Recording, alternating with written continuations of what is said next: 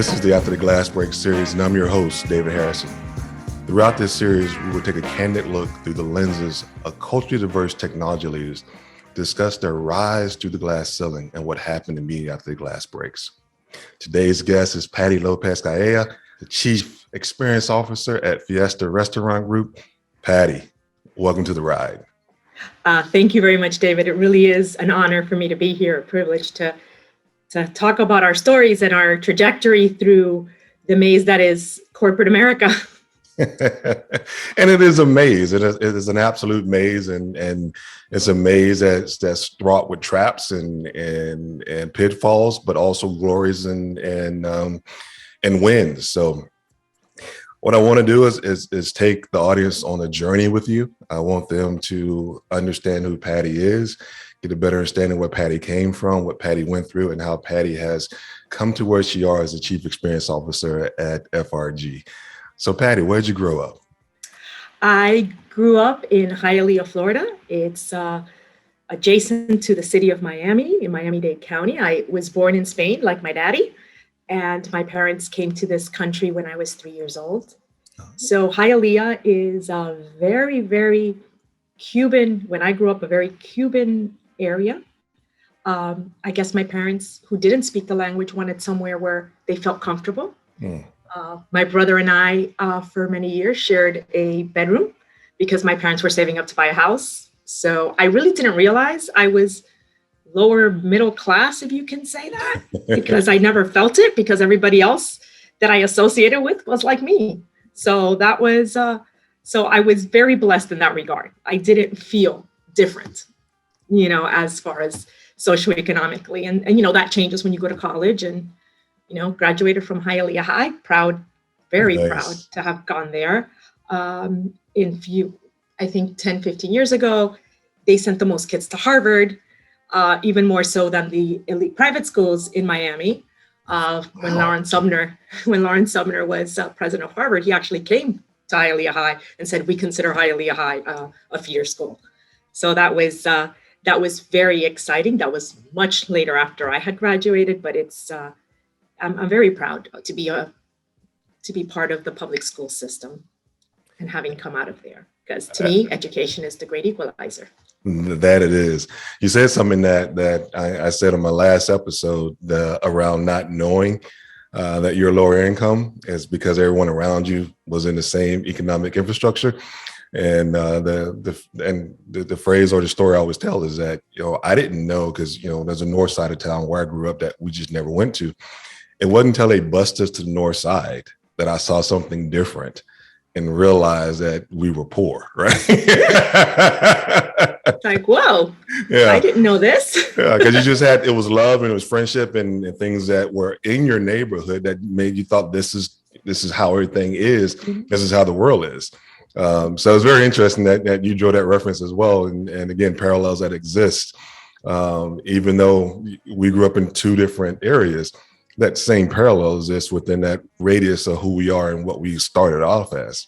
Yeah, it's so decent people. They're good, decent people, and that's who we saw every day. And it's I always say we're more the same than we are different, and that's what I love about your podcast, because I think it highlights our sameness. Yes. While celebrating our differences, and I think that's very important. It is. So growing up, were you exposed to corporate America growing up, or what was your exposure around your neighborhood as far as executives in your neighborhood? There really wasn't any. That's not my frame of reference. My parents had a small shoe business. We used to sell children's shoes the weekends at a flea market, and that's how they put me through school. That's how they bought rental property. That's how they bought their own home.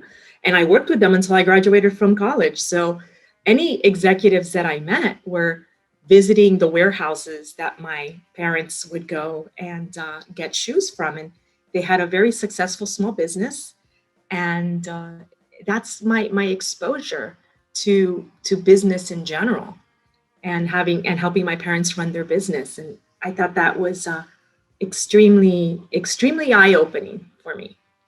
Oh, that is awesome. That is a great story. And again, that's one of the parallels, right?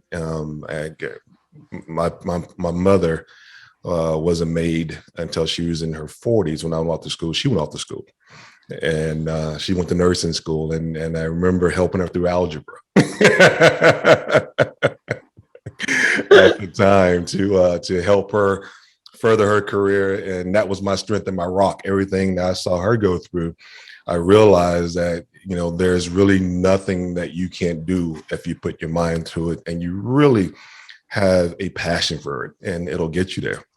So Yes. you've worked with your parents, selling shoes. You graduated from high school. You're off to college. What was that like? Off to college is a misnomer for me. One of the, I like to say this, one of the first glass ceilings that I encountered was within my own family. Mm. My brother, who is probably the most brilliant person I know, he went to Annapolis. He's a graduate of the United States Naval Academy. Oh, nice. So he goes to the Naval Academy. When it's my turn to go to school, my parents say, you're staying here because you're a girl. Ah, I was like, whoa, okay. All right. I applied. I was going to apply. This is at a time when I have been out of high school 30 years, 30 plus years now. yeah. So imagine 30 plus years, a girl with a relatively high SAT score, top 5% in her class. I'm getting all of these applications from Harvard and Yale and all of these schools. And I just can't. I can't apply because my parents made it very clear. If I go away to school, I have to figure out a way to pay for my own way. But if I stay, they'll buy me a car, they'll pay for my education. And, you know, I'm not that dumb. And I'm like, well, I can do that math really quick. And in retrospect, those are 4 more years I had with my dad Right. that I might not have had. And that's very important to me. But that was the first glass ceiling I actually encountered. Interesting. So I go to FIU, proud alumni of Florida International University. I had some amazing professors, some of which I still am in contact with today. My parents didn't care what I studied. They just wanted me to study. They're Cuban. My mom's Cuban, my dad's Spanish, like I mentioned, but they came to here. They lost everything in Cuba, went to Spain, had me. Then they were able to immigrate to this country. So they saw that the people who were able to survive in the exile community for the most part were the people that had an education. Because that's the one thing people can't take away from you. They can't take away. That's why education is so important to me. That's why, you know, to me, it's the great equalizer. So they wanted me to study. They didn't care what I studied. So my degree is in political science and international relations because that was what interested me. So I graduate and I go apply for jobs. And they're like, oh, well, you know, we have a receptionist position available. And I'm like, whoa, okay. And then I got a position working at a bank and I was in their operations division. I was the assistant. And that's how I started. I started as the assistant. Nations Bank buys this small regional bank that I worked for. And upstairs on the 8th floor was Pollo Tropical. And they were looking for an executive assistant, making double of what I was making in the bank. So I'm like, yeah. And so I get, you know, and I apply and my boss at the time who I reported to was Nick Castaldo, still a great friend, did a lot for my career the early years, saw that I had potential and said, you know, I'm going to do something about this. And that's how it started for me. But really the first glass ceiling was my parents. That is interesting. And also in thinking about that, you know, the isms, right, that you have to get through. So feminism, the isms that you have to, the ceilings that we must break within the affinity groups around those isms, right? And it's funny that you talk about the one that you actually broke was within your family. And it gives light, and we call it, you know, and Eric, my last guest, you know, it gives us our superpowers. So those things is those scars and those pains and those learnings gives us superpower to continue to push forward, which is great because what you done is something incredible, right? So you leave the bank, you go to work as an executive assistant in FRG. You're now there, and it, I say this all the time. It only takes one to recognize, and that one can light a spark. And Nick did that for me. Yeah, Um, at that time, we're talking, I've been with the company 25 years ago. It was 25 years 2 weeks ago. I said they right. celebrated my 25th anniversary here at the company. And Nick, at that time, there was no, online. We didn't even have email. When I started working with the company, we had memos. We didn't have email. And people would call the president's office when they had a problem. So I would field a lot of those calls. And my boss said, you're really good at this. Would you like to head up our customer service? Let's build a customer service function. Nice. So I said, absolutely. I said, yes. So Nick leaves, I build this company up, this function up for the company. I love it. I get, one extra body, fielding calls, getting reports. This is what it looks like. Then Nick leaves the company. Another EVP comes in from, at that time we were part of the Carroll's Corporation. And one day I'm actually walking through the hallway and he goes, oh, since you already have like a small call center, do you want to set up like a catering function? So again, I said, yes. I said, absolutely. Marketing had done some preliminary legwork. I took that at the time when I took it over, it was $400,000 in revenue. By the time I gave it to the next person who came behind me, it was a $5 million enterprise with no resources, no marketing, nothing behind it. But I was very proud of that. I have to say I was a little sad when I had to let it go because I really enjoyed making something out of nothing, but guest engagement. And then after years, I was then the EVP leaves and income, we get spun off as the Hispanic restaurant brands, was later became FRGI. It was Pollo Tropical and Taco Cabana at the time. And I'm director of guest relations for Pollo Tropical. I'm here, things, status quo, doing what I have to do. Then that management team exits and in comes Rich Stockinger, who is our current CEO. And he says to me, hey, what you do for Pollo, do you think you could do it for Taco? And I said, yes, absolutely. So that was an experience for me. That was another ceiling I had. I butted ahead and I get to Texas and I'm thinking, hey, we're all the same company. People are going to love me.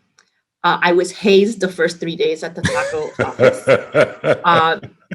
People wouldn't tell me the code to the bathroom. They didn't tell me that the doors close at 5:30 because I work, I was there. I had nothing to do. I'll work as late as I need to work to get stuff done. The doors close at 5:30. So if you go to the restroom after that, you can't get back in. See, things like that people didn't tell me. I think they had fun with the girl from Miami. And when I remember getting my car at Avis, I don't know, I should say the name, and I give him my credit card and my license, and the gentleman who takes my credit card says, oh, funny, you don't speak with an accent. And I was like, oh, that's interesting. I'm like, wow. And so fast forward, I'm being driven around by one of our district managers at Taco Cabana, a very nice gentleman.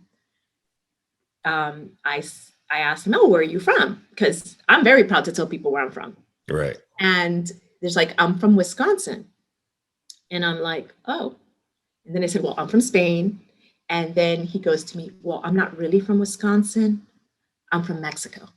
I said, oh my God, I love Mexico. What a beautiful culture. Oh my God, I'd be telling everybody I were from Mexico if I were Mexican. And it was that, again, people afraid to be who they are and live their authentic selves. And that was another ceiling.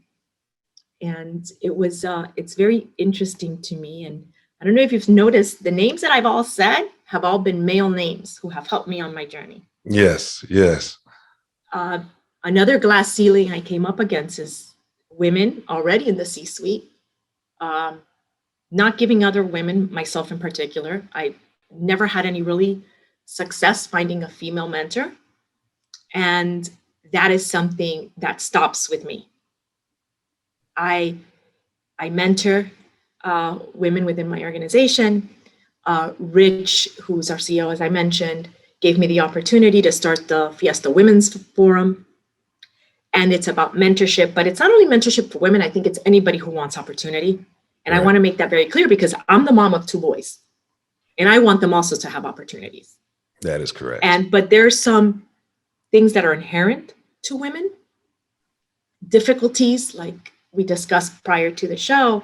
I can't really hide my otherness. I can't really hide what makes me different.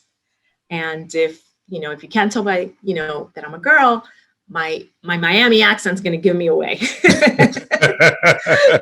So I think it's interesting. And one thing when I was asked, David, to be part of your show is that, the glass ceiling, does it ever really break? Does the glass ever really break? Because to me, and this happened, we divested Taco Cabana earlier in the year. I was the only woman on that deal. I worked hard to get the company to where it was. I shared the office of the presidency with our CEO right before COVID. So I had been an integral part of that. And the day we're signing the deal, one of the executives from the other company comes in and asks me, did I put a pot of coffee on? Wow. And this was in July 2021. Exactly. And I don't mean, I'm sure he didn't mean it maybe the way I took it, but I haven't seen anyone ask Rich to make them coffee. And even within our own organization, as we're getting ready for the taco divestiture, we were traveling there a lot. And I have to say, I was sharing the office of the presidency with the CEO. My CEO and I were sitting across a director level position. Mind you, I am his boss's boss. He had these presentations, a lot of presentation material. And Rich says, oh, I can't take that with me. He goes, oh, no, I know. And he just slides it over to me, like for me to take it. Right. I'm like, so to me, really, does this glass ceiling, and I will continue to butt ahead and butt my head against any glass ceiling and get cut with shards if I need to, because it's important, because I know you feel this way. Representation matters. Absolutely. People see me in this role, then it will empower other people to say, I can be more. And one thing I tell everybody is the one thing that has helped me throughout my career is that I've always said yes. When given the opportunity, please say yes. And worst thing that could happen is you fail. Right. But you learn more from failure than you do from success many times. So say yes. If anybody walks away from anything, say yes. The digital experience, which is such an integral part of our strategy here at FRGI. Whoever thought to let the customer service girl run that? Yes. It's like, yes, I said there's an opportunity for us. I didn't like where we were 3 years ago as far as what our app looked like, these white labels, and I said, this needs to change. So my boss looked at me and said, okay, change it. And I said, yes. Right. And I'm grateful for the introduction to Bottle Rocket through Eric Schaefer at Mindstream Media. Said, these are the people you need to speak to. Met the team, loved what you guys were doing, but I'm going to tell you what I loved most. When you walk into your office, you have all those blocks on that wall with all of these amazing Fortune 500 companies, and not once during the pitch to us was that even mentioned. It was all about what you guys can do for FRGI. Right. And that was very meaningful because we're a very small company and we're smaller now that we divested Taco. So to me, it was like they care about our business. These are our partners. And that's important. And I love how you guys operate and in the diversity I see in not only look and demographics, but in thought, which adds a lot to our organization because that's something we value as well at Taco. So sometimes I don't think the ceiling actually ever shatters, at least for someone like Right. me. But I'll know that for the people behind me, if it doesn't shatter, it'll be easier for them to put more cracks in it. And that's something that's important, right? You said quite a bit in that level of content you just gave our audience. And I want to try to break through a couple of the key nuggets I took from it. One thing, being a female in this role of leadership and being able to walk in the room and have people appreciate that you are a leader versus automatically assuming that you are a lesser because you are female. As you mentioned, will that glass ceiling ever breaks? You've broken it from a leadership perspective and from a title perspective. Yes. But is it actually broken from an acceptance perspective? And I think that is the struggle that we have, that we must figure out. How do we continue to chip away at the perception? And then you and I have met in person, so I'm a very large man. So when I walk in the room, it's very difficult to ignore me, right? But there's times when I'm in the room that I don't feel like I'm being seen. Yes, I can relate. Actually, I was listening to one of the other podcasts. I mean, Don Friedman said it best. Yeah. How we feel we have to work 3 times as hard to be seen, to feel that we belong. It's like I struggle with imposter syndrome horribly. Right. And it's interesting. And I wonder if other people, if it's just because we have had to come up against some of us against really significant odds of getting to where we are, whether we're women, whether the color of our skin, whether our sexual orientation. I wonder if other people, if that's only for us that have had to struggle, or is it more widespread? And maybe it is, and maybe these conversations, will help us, understand that.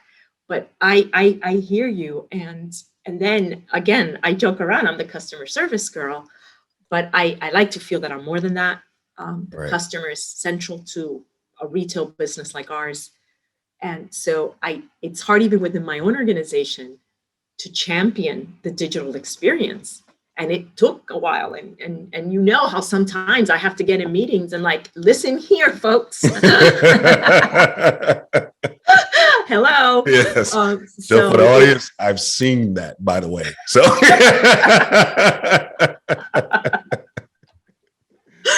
yes, and it's hard, and it's but I think we're better professionals, and we're because of it. Yes. Again, it's our superpower. I mean, Eric, one of my premier guests that just launched, he used a term that gives us our superpower, and I really have latched on to that mentality. And again, for the audience and for everyone that's listening holistically, it's not about us want you to feel sorry for us. No, it's not that at all.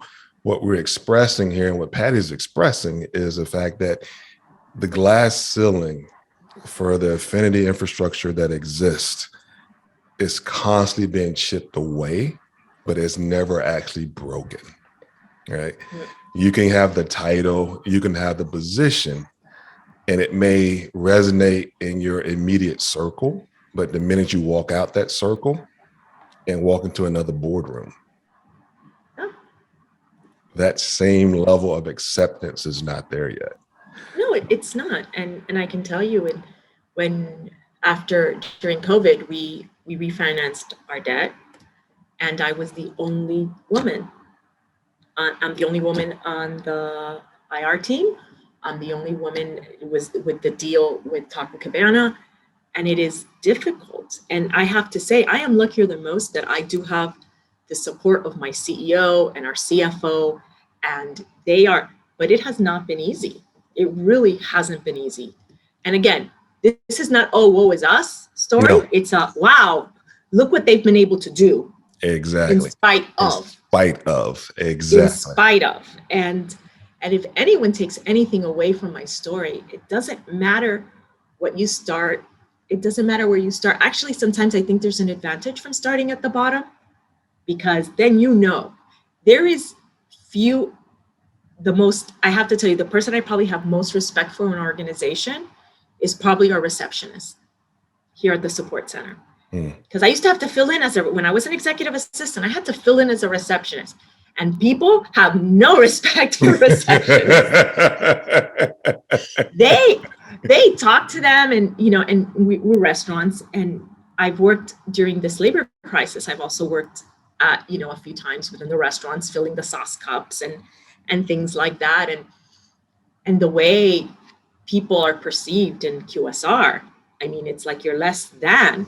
And Right. it is eye-opening. I'm like, I can do whatever I can because these folks are doing this every day. Yes. And so what I have to put up with, is nothing. So I have nothing but respect. I always say I have the most respect in the support center for the receptionists, because we have no idea. Unless you've sat in that position, you have no idea what they go through on a daily basis. So let's bring this full circle here. So now you're a chief experience officer, FRG. You're now in an authoritative seat. You now have the ability to invoke change. You mentioned the women's club that you started. What are some other things you're doing to help chip away at that glass ceiling now that you've made the executive climb? You know how the engine works and how it runs now. You can literally probably sit into that pilot seat and fly the plane. How are you using that to continue to chip away and help with unconscious bias that exists when I you walk think into it's, I think, you've met me, David, I'm very loud. I'm very, the room? I'd like to say I'm very passionate Yeah, and compassionate. And I think it's bringing that passion for not only the brand and what we do, but it's the passion to lift other people up. You have to give people seats at the table. You have to make room at the table. And I think that's what I try to do. Not by design, by happenstance, because they were the most qualified people. Director of onboarding who reports to me, and my manager of call center operations and guest engagement. They're both women, and it's nice. seeing talent for what it is, and just giving that person an opportunity. Because, like you said, it only takes one person. That's all it It takes. only takes one person to say, you've got something and you can do something with it. And I was given that opportunity. So I think it's my responsibility to look for that in others, whether they're women or men, or, it's, I'm very sensitive, because, though my color is beige, I am a person of color outside of Miami. This is yeah. I'm a Hispanic woman. And I have to say, and it's giving opportunity to those that haven't been given opportunity, not because they're not capable, but because they've been overlooked. They're not And seen. I have been the recipient of that. Yes. Yes. My journey to the C-suite took 25 years. Let's not forget that. I don't want that to be, Exactly. I don't want that. I don't want to gloss over that, because it took me 25 years to sit in this seat from day one to now. And yes, I could have gone to other corporations and maybe done those promotions that way, but I believe in this brand. I'm not going to lie, it was convenient for me. I had my children, so but it's an arduous path. But I don't want it to take, I don't want for it to take 25 years for everybody else. Right. Right. And I work. I'm part of what we call our like compensation committee, which is, internally approved comp. And one of the things we work hard is to make sure that people are compensated appropriately, because it stings and it hurts when we bring people from the outside at higher rates. And then you have people that have been here really bring those people up, not necessarily bring people down that are coming from the outside, but bring the people here who've helped build our business. And I really am a champion for that. And I want to end that inequality, so to speak, within the organization. And again, I am grateful and blessed to work for an organization that allows for that doesn't want that disparity. Absolutely. Absolutely. So I'm that is where I'm trying to make my little niche and help people and mentor folks when I can. And like I said, I mentioned the Fiesta Women's Forum, and I got more mail after our first meeting from men than I did from women. Yeah. And that's important. Yeah. And I think that's because that's how change happens, when everybody sees each other. Again, I like to say we're more similar than we are different. And I think we all have very similar stories, and those like stories like yours and mine, I think it's our obligation to tell it so other people can see themselves in us. And that, I think, is my most important contribution, that people can see themselves. Some girl from Hialeah High can actually sit in the C-suite of one of the iconic brands of her city. And that is meaningful. That is a beautiful, beautiful way to bring this to a culmination. I was so thrilled to be able to tell your story. When I launched the podcast, the first person I said, I want Patty. Well, so, I'm never going to be boring. Yeah. So I want to thank you so much for allowing me to tell your story, allowing this story to be told, because there are little Patties out there that really need to see that they can be who you are, because they cannot be what they cannot see. Thank you, Patty. This has been a great ride. And to the audience, until next time, see you there.